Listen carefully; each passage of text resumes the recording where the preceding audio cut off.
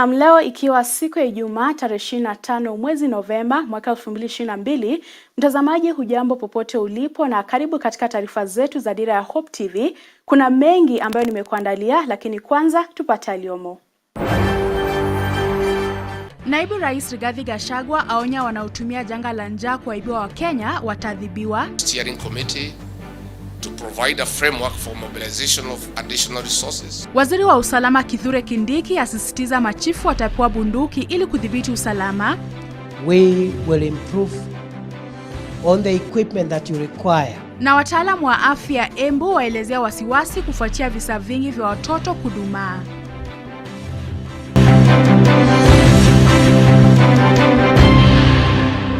Na mtazamaji, karibu kwenye taarifa kamili. Naitwa Alice Diana.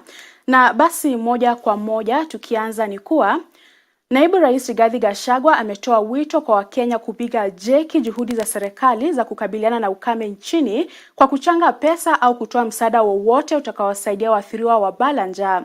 Zaidi ya Wakenya milioni 4 wanahitaji msaada wa chakula kufuatia ukame huo ambao umeathiri karibu nusu ya kaunti humu nchini.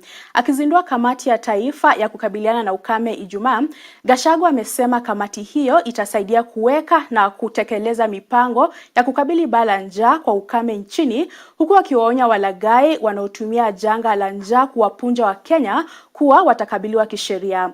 Mwanahabari wetu Grace Akati anatufungulia jamvi la Dira ya Hope TV na taarifa hii.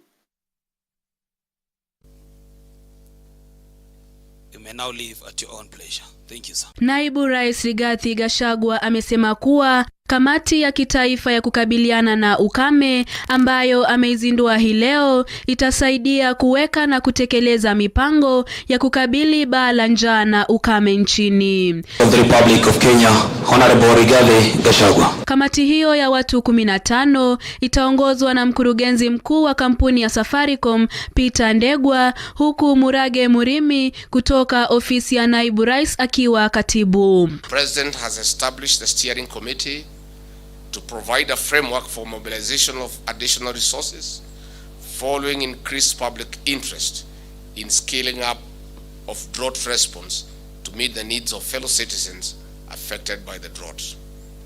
This team's effort will therefore be only as good as our willingness to lend a helping hand.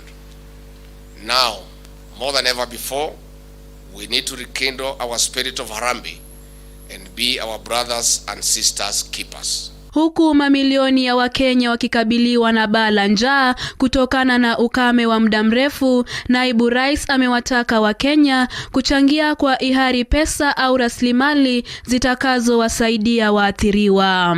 To Kenyans of goodwill to contribute a percentage of their salaries to pay to a pay bill number that will be established soon by this committee.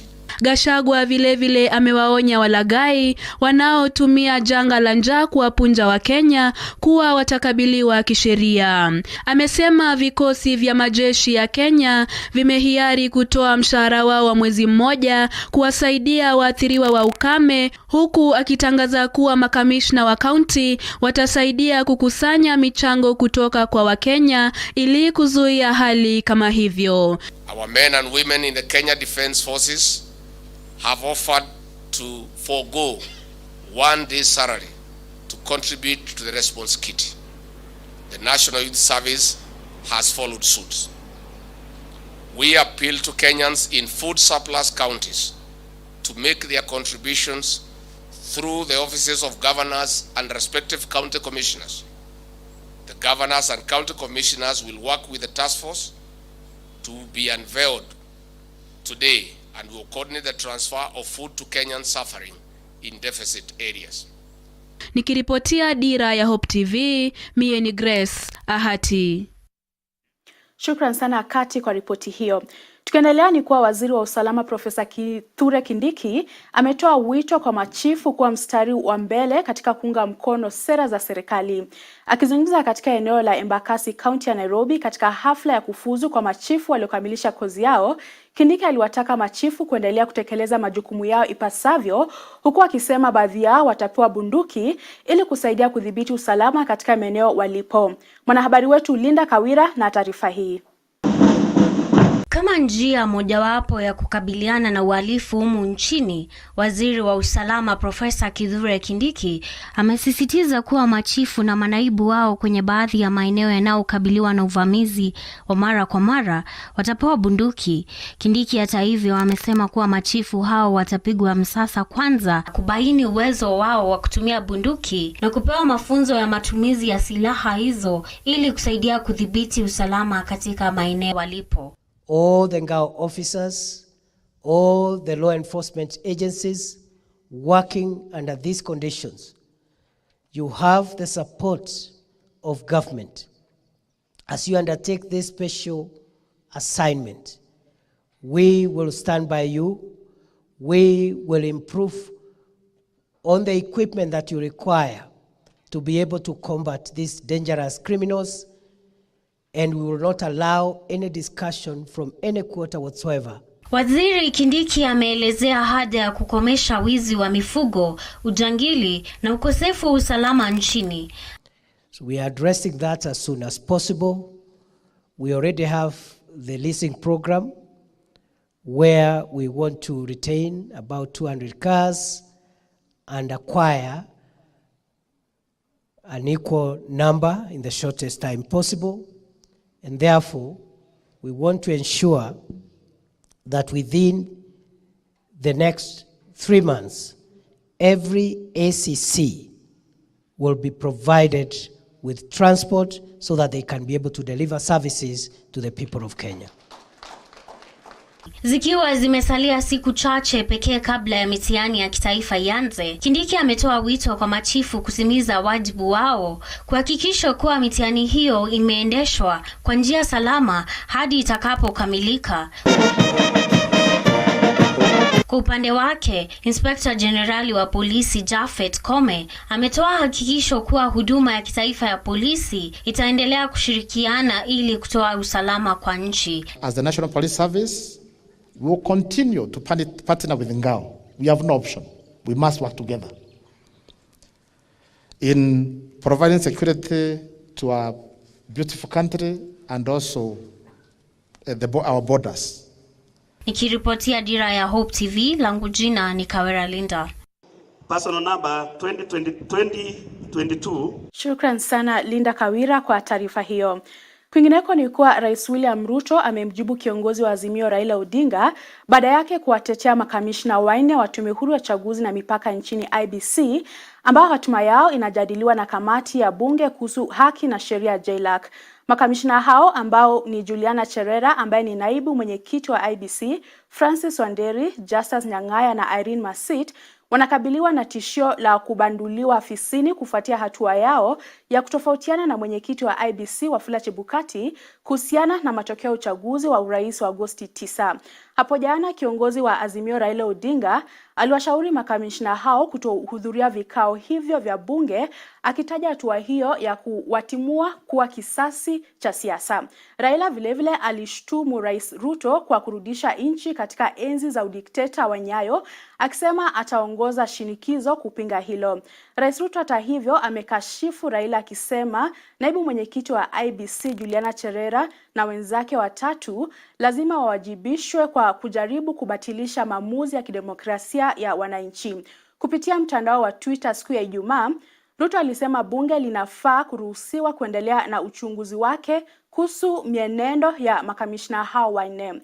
Raila naye kupitia mtandao wake wa Twitter alimjibu rais kwa kusema kuwa kuna utaratibu unaostahili kufuatwa kwa kutafuta haki. Tukiendelea ni kuwa gavana wa Nandi Stephen Sang ametaka serikali kuwapa kipaumbele wakulima wa mahindi humu nchini kabla ya kuchukua hatua ya kuagiza mahindi kutoka nje. Akizungumza katika mji wa Kapsabet, kaunti ya Nandi, Sang ambaye ni mwenyekiti wa magavana wa bonde la Ufa ameiomba serikali kununua mahindi kutoka kwa wakulima nchini, akisema kuwa haitakuwa haki kwa serikali kwanza kuagiza mahindi kutoka nje, kwani wakulima wengi nchini wameanza kuvuna zao hilo. Gavana huyo vilevile amekosoa waziri wa biashara na viwanda Moses Kuria kwa matamshi yake kuhusiana na swala la GMO. We are now asking the minister that the campaign is over. You are now the minister in charge. there is a manner and a way that a minister should be able to address issues. We are asking Moses Kuria, you are doing a good job, but can you step down from the social media and come and start working with sectors and farmers and groups, so that those programs, wonderful programs that you have in your ministry, can have a good grounding as we work towards moving our nation forward. We no longer have anybody else to blame. We are the government now. And therefore, please, let us desist from engaging in statements that may not be helpful, in statements that may be construed, that may create misconceptions, statements that might set the government against its people. Shock as a region that as we continue addressing our maize, the government at the national level is collecting money. They are allocating their resources into providing food, but we are not seeing them coming to the laundry to buy maize. Why do you want to import maize to go and distribute in the areas of our country that are facing famine when we have maize in our region? Why don't we start moving up and buying the maize from ourselves?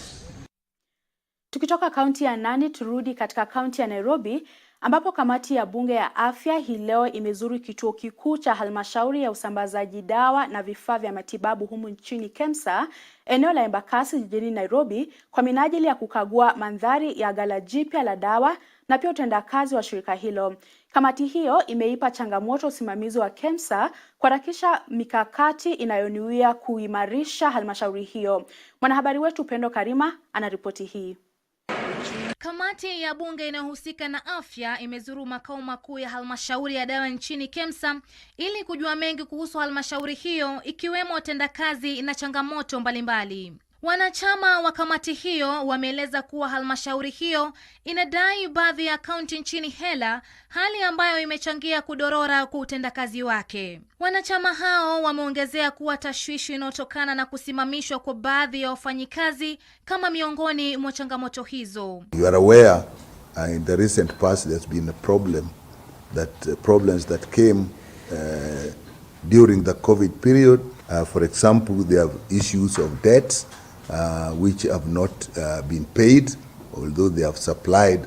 And interestingly, most of these are actually from the counties, the government facilities, the Ministry of Health. KEMSA needs to have its funds.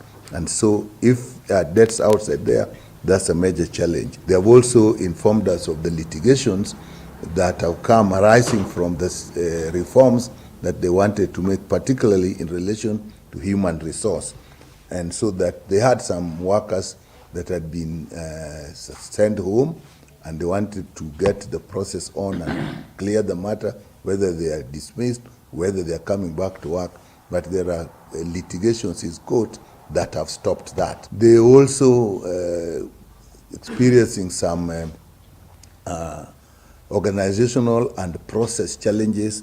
For example, the biggest complaint you will hear out there is that at the counties, drugs are not there, drugs come late. They had very many warehouses, and now they have rationalized the operations, and they have closed over 20 of the warehouses they had, and the information they give us, they have saved up to 200 million shillings a month that they were using for that. Mkurugenzi mkuu wa KEMSA Terry Ramadhani ameeleza kuwa halmashauri hiyo inadai baadhi ya kaunti nchini milioni 3.2, huku akisema kuwa wanashirikiana na kaunti hizo ili kuhakikisha madeni yanalipwa. The issue around the debt, we have 3.2 billion that is owed by counties at the moment. And we are working very closely with the COG and county governors to get this money recovered. Ramadhani aidha amesema kuwa zaidi ya wafanyikazi 400 walio ofisini na pia wanaofanya kazi wakiwa nyumbani wanajitahidi kuhakikisha kazi inafanyika ifaavyo, huku akisisitiza haja ya kusitisha uagizaji wa bidhaa kwa wingi kwani kunachangia uharibifu. The issue around people who are working from home, we want, and we've been trying to optimize the operations internally in view of the new structure. Remember, the new structure has a new establishment which is driven by best practice, optimization of resources, and ensuring that people have good quality work, but they are delivering. We have cleaned up our pipeline to focus on 100% the critical items that Kenyans need, and that is what the institution will continue to do going forward. Nikiripotia Dira ya Hope TV, mimi ni Pendo Karima. Shukran sana Pendo Karima kwa taarifa hiyo. Na sasa tuelekee katika kaunti ya Embu ambapo visa vingi ambavyo vinazidi kushuhudiwa vya watoto wakati ya miaka 2 na 5 kudumaa kwa sababu ya utapiamlo vimezua wasiwasi miongoni mwa wataalamu wa afya na lishe kaunti ya Embu.